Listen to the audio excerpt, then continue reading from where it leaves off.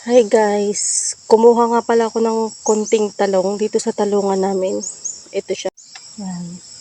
Nanguha ko ng konting talong, tapos may nakita akong nyug-nyugan. Sabi nila masarap daw to. Ngayon titingin pa ako doon, banda, kung meron at maghahanap ako. Tapos kanina, nanguha ako ng konting gabi.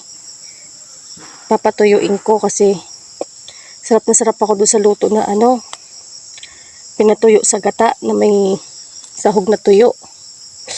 Nakakapaglaway guys. Masarap ulit-ulitin. Maghahanap muna ako ng nyug-nyugan. Iiwan ko lang to dito yung dala ko. Ayan. Iiwan ko lang yan dyan. Alam niyo ba kung anong kinaganda dito sa probinsya? Yung libre na ang gulayin, bigas na lang ang bibilhin mo.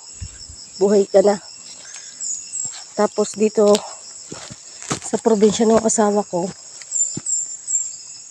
kuryente lang ang binabayaran, yung tubig libre. Kaya malaki talaga ang tipid. Ayan. May nakita na ako. Ay, wala na. Bulok na. Hanap pa tayo. Dito nga ako dumaan sa talbusan namin guys. Ayan yung mga talbos namin. Oh. Yan. Kasi may nakita ako banda roon na nyug-nyugan. Tingnan nyo guys oh. May kaong dito. Nasasayang lang yung mga kaong dito sa sobrang dami. Yan guys oh. Nasasayang lang yung mga kaong. Hindi siya pinapansin dito. Sobrang dami yan dito. Alam ko mahal ang presyuhan yan ay. Yan yung taniman namin ng talbos guys oh. Yan. Hanggang doon siya. Tapos yan. Meron pa doon sa taas. Yun oh, di ba? Nandun ako kanina sa taas. At nakita ko nga yung nyug-nyugan. Kaso wala ng talbos. Hindi na pwede. Matanda na. Yan.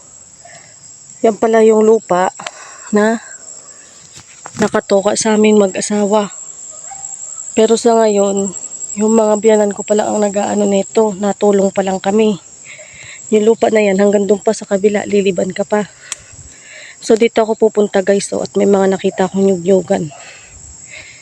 Hahanap ako. May nakita akong mga puno doon. Mga nasa 5 siguro yun. Tapos lahat.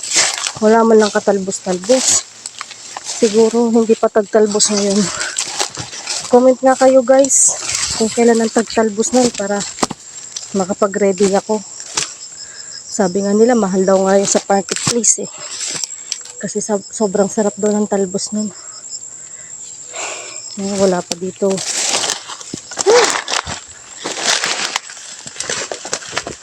Pagod.